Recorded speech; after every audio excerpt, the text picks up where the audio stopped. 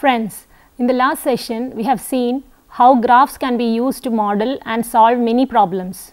In this session, we will focus on a particular type of graph called a tree, so named because such graphs resemble trees.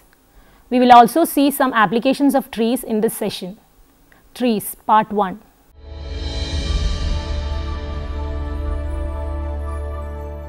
Introduction. A connected graph that contains no simple circuits is called a tree. Trees were used long ago as 1857 when the English mathematician Arthur Cayley used them to count certain types of chemical compounds.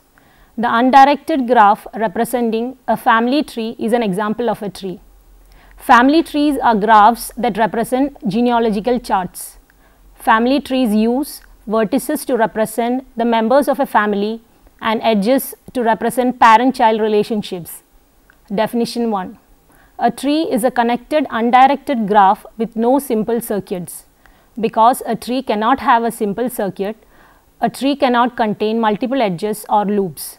Therefore, any tree must be a simple graph. Example 1.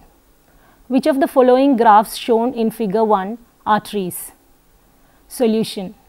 G1 and G2 are trees because both are connected graphs with no simple circuits. G3 is not a tree because EBADE is a simple circuit in this graph. G4 is not a tree because it is not connected. Definition 2. A graph containing no simple circuits are not necessarily connected are called forests and have the property that each of their connected components is a tree. The graph G4 in figure 1 is a forest with two components. Theorem 1. An undirected graph is a tree if and only if there is a unique simple path between any two of its vertices. Proof. First assume that T is a tree. Then T is a connected graph with no simple circuits. Let x and y be two vertices of T. Because T is connected, there is a simple path between x and y. Moreover, this path must be unique, for if there were a second such path, the path formed by combining the first path from x to y followed by the path from y to x obtained by reversing the order of the second path would form a circuit. This implies that there is a simple circuit in T. Hence, there is a unique simple path between any two vertices of a tree. Conversely, assume that there is a unique simple path between any two vertices of a graph T. Then T is connected because there is a path between any two of its vertices. Also, T can have no simple circuits. To see that, suppose T had a simple circuit that contained the vertices x and y. Then there would be two simple paths between x and y because the simple circuit is made up of a simple path from x to y and a second simple path from y to x. Hence, a graph with a unique simple path between any two vertices is a tree. Definition 3. A rooted tree is a tree in which one vertex has been designated as the root and every edge is directed away from the root. We can change an unrooted tree into a rooted tree by choosing any vertex as the root. In the figure, you can see a tree and rooted trees formed by designating two roots. The first figure you can see the tree with root A and the second figure is a tree with root C. The terminology for trees has botanical and genealogical origins. Suppose that T is a rooted tree. If V is a vertex in T other than the root, the parent of V is the unique vertex U such that there is a directed edge from U to V. When U is the parent of V, V is called a child of U. Vertices with the same parent are called siblings. The ancestors of a vertex other than the root are the vertices in the path from the root to this vertex, excluding the vertex itself and including the root. The descendants of a vertex V are those vertices that have V as an ancestor. A vertex of a tree is called a leaf if it has no children. Vertices that have children are called internal vertices. If A is a vertex in a tree, the subtree with A as its root is the subgraph of the tree consisting of A and its descendants and all edges incident to these descendants. Definitions 4. A rooted tree is called an emery tree if every internal vertex has no more than m children. The tree is called a full Emery tree if every internal vertex has exactly m children. An Emery tree with m equal to 2 is called a binary tree. An ordered rooted tree is a rooted tree where the children of each internal vertex are ordered. In an ordered binary tree, if an internal vertex has 2 children, the first child is called the left child and the second child is called the right child. The tree rooted at the left child of a vertex is called the left subtree of this vertex, and the tree rooted at the right child of the vertex is called the right subtree of the vertex. A complete Emery tree is a full Emery tree where every leaf is at the same level. Now we move on to the properties of trees. Theorem 2. A tree with n vertices has n-1 edges. Proof. We will use mathematical induction of proof for this theorem. Note that for all the trees here, we can choose a root and consider the tree rooted. The basis step. When n is equal to 1, a tree with n equal to 1 vertex has no edges. It follows that the theorem is true for n equal to 1. Inductive step. The induction hypothesis states that every tree with k vertices has k-1 edges where k is a positive integer. Suppose that a tree T has k plus 1 vertices and that V is a leaf of T, which must exist because the tree is finite, and let W be the parent of V. Removing from T the vertex V and the edge connecting W to V produces a tree T dash with k vertices because the resulting graph is still connected and has no simple circuits. By the induction hypothesis, T dash has k-1 edges. It follows that T has k edges because it has one more edge than T dash, the edge connecting V and W. This completes the induction step. The number of vertices in a full Emery tree with a specified number of internal vertices is determined using the following theorem. Theorem 3. A full Emery tree with I internal vertices contains n equal to mi plus 1 vertices. Proof. Every vertex except the root is the child of an internal vertex. Because each of the I internal vertices has m children, there are mi vertices in the tree other than the root. Therefore, the tree contains n is equal to mi plus 1 vertices. Theorem 4.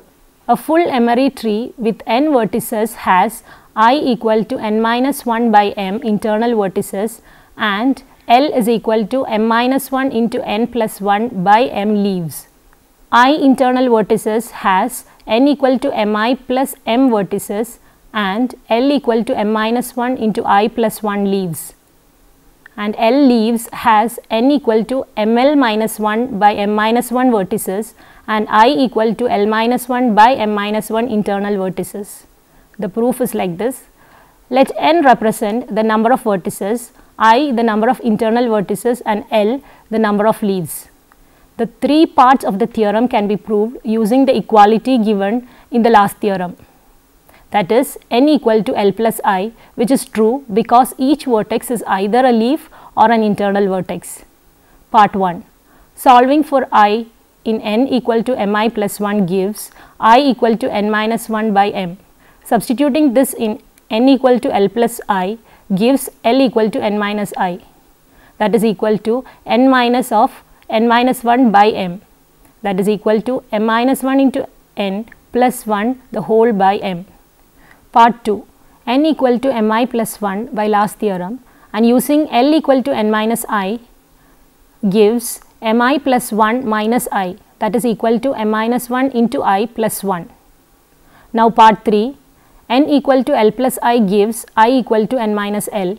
Substituting in n equal to mi plus 1 gives n equal to m into n minus L plus 1, which is equal to mn minus ml plus 1. This gives ml minus 1 is equal to mn minus n, and that is equal to n into m minus 1. Hence, n is equal to ml minus 1 the whole divided by m minus 1, and I is equal to n minus L gives I equal to ml minus 1 by m minus 1 minus 1, that is equal to ml minus 1 minus ml plus 1 the whole divided by m minus 1, and that is equal to L minus 1 by m minus 1. Hence, the theorem is proved. The following example illustrates how this theorem can be used. Example 2.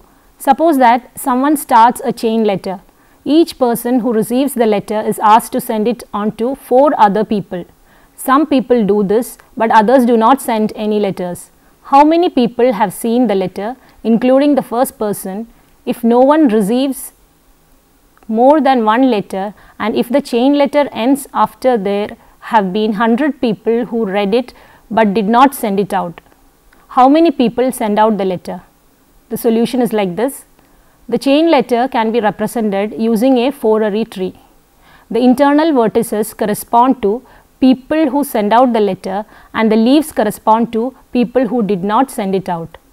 Because 100 people did not send out the letter, the number of leaves in this rooted tree is L equal to 100. Hence, by part 3 of the previous theorem shows that the number of people who have seen that letter is n equal to 4 into 100 minus 1, the whole divided by 4 minus 1, which is equal to 133. Also, the number of internal vertices is 133 minus 100, which is equal to 33. So, 33 people send out the letter. Now, moving on to definitions 5. The level of a vertex V in a rooted tree is the length of the unique path from the root to this vertex. The level of the root is defined to be 0. The height of the rooted tree is the maximum of the levels of the vertices, that is, it is the length of the longest path from the root to any vertex. Example 3. Find the level of each vertex in the rooted tree shown in the figure. What is the height of this tree? The solution: the root A is at level 0, vertices B, J, K are at level 1. The vertices C, E, F and L are at levels 2. Vertices D, G, M and N are at level 3. Finally, vertex H is at level 4. Because the largest level of any vertex is 4, this tree has height 4. Definition 6. A rooted emery tree of height h is balanced if all leaves are at levels h or h minus 1. Example 4. Which of the rooted trees shown in this figure are balanced? Solution: T1 is balanced because all its leaves are at levels 3 and 4. T2 is not balanced because it has leaves at levels 2, 3 and 4. T3 is balanced because all its leaves are at level 3. Now, moving on to the next theorem. There are at most m raised to h leaves in an emery tree of height h. The proof is like this. It uses the mathematical induction on height. First, consider emery trees of height 1. These trees consist of a root with no more than m children, each of which is a leaf. Hence, there are no more than m raised to 1, which is equal to m, leaves in an emery tree of height 1. This is the basis step of the inductive argument. Now, assume that the result is true for all emery trees of height less than h. This is the inductive hypothesis. Let T be an emery tree of height less than h. The leaves of T are the leaves of the subtrees of T obtained by deleting the edges from the root to each of the vertices at level 1. Each of these subtrees has height less than or equal to h minus 1. So, by the inductive hypothesis, each of these rooted trees has at most m raised to h minus 1 leaves. Because there are at most m such subtrees, each with a maximum of m raised to h minus 1 leaves, there are at most m into m raised to h minus 1, which is equal to m raised to h leaves in the rooted tree. This finishes the inductive argument. Moving on to corollary. If an emery tree of height h has L leaves, then h is greater than or equal to the ceiling function of log L to the base m.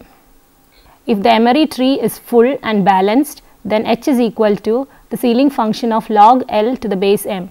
We are using ceiling function here, which is the smallest integer greater than or equal to x. The proof. We know that L is less than or equal to m raised to h. Taking logarithms to the base m gives log L to the base m is less than or equal to h. Because h is an integer, we have h is greater than or equal to the ceiling function of log L to the base m.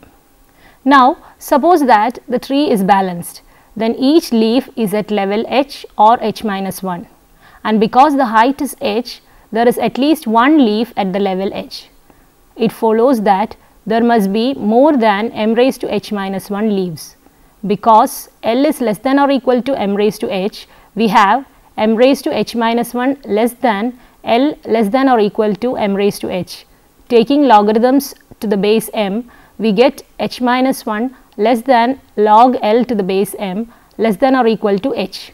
Hence, h is equal to the ceiling function of log L to the base m. Application of trees. Binary search trees. Searching for items in a list is one of the most important tasks that arises in computer science.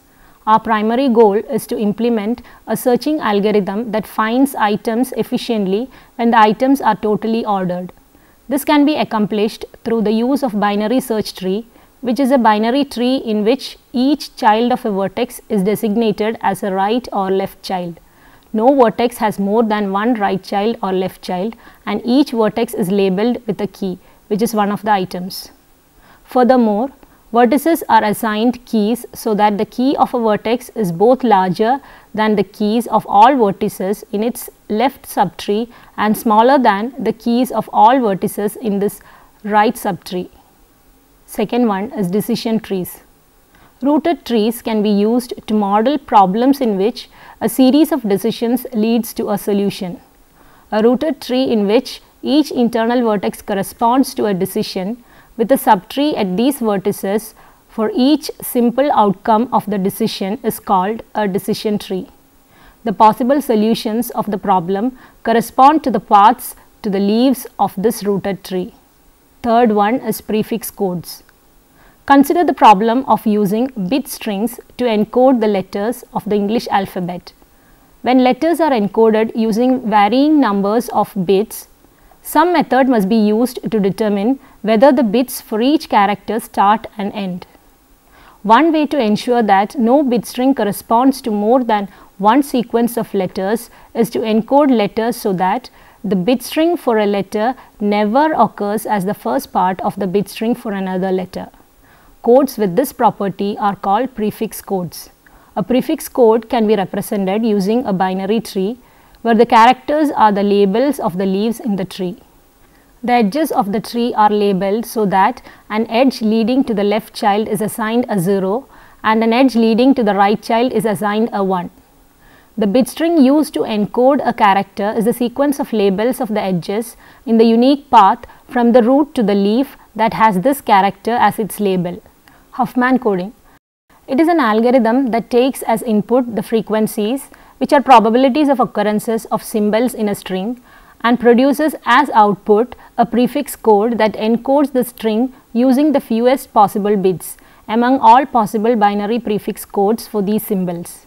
It is a fundamental algorithm in data compression. Next one is game trees.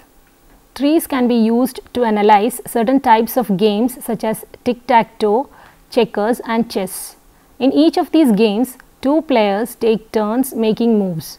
Each player knows the moves made by the other player and no element of chance enters into the game. We can model such games using game trees. The vertices of these trees represent the positions that a game can be in as it progresses. The edges represent the legal moves between these positions. Finally, before we conclude this session, we will see some more definitions. Definition 7. A labeled tree is a tree where each vertex is assigned a label. Two labeled trees are isomorphic when there is an isomorphism between them that preserves the labels of vertices. The eccentricity of a vertex in an unrooted tree is the length of the longest simple path beginning at this vertex. A vertex is called a center if no vertex in the tree has smaller eccentricity than this vertex. Now let us summarize the contents of this session. First, trees were introduced providing various examples. Also, various properties were explained with proof, and some of the main applications of trees were discussed. The following questions are provided for testing yourself. First one, show that a simple graph is a tree. Second one, How many non-isomorphic unrooted trees are there with 3 vertices? How many non-isomorphic rooted trees are there with 3 vertices? Third one, a full emery tree T has 81 leaves and height 4. Give the upper and lower bounds for M. What is M if T is also balanced? Fourth one, answer the questions about the rooted tree given in the graph. Which vertices are internal? Which vertices are leaves? Which vertices are children of F? Which vertices are siblings of I? And which vertices are ancestors of C? Fifth one, how many leaves does a full emery tree with 100 internal vertices have? Here are some suggested books for further reading. The first book is Discrete Mathematical Structures, 3rd edition by Coleman, Busby and Rose, published by Prentice Hall, New Jersey. Second one is Discrete Mathematics and its Applications, 6th edition by Kenneth H. Rosen, published by McGraw-Hill International Edition. Third one, Elements of Discrete Mathematics, 2nd edition by C. L. Liu, published by McGraw-Hill. Fourth one is Discrete Mathematics, 6th edition by Richard Johnson Baugh, Pearson Prentice Hall. And the fifth one is Introductory Discrete Mathematics by V. K. Balakrishnan. Hope you have followed this session. We will continue our discussion with spanning trees in the next chapter. Till then, goodbye.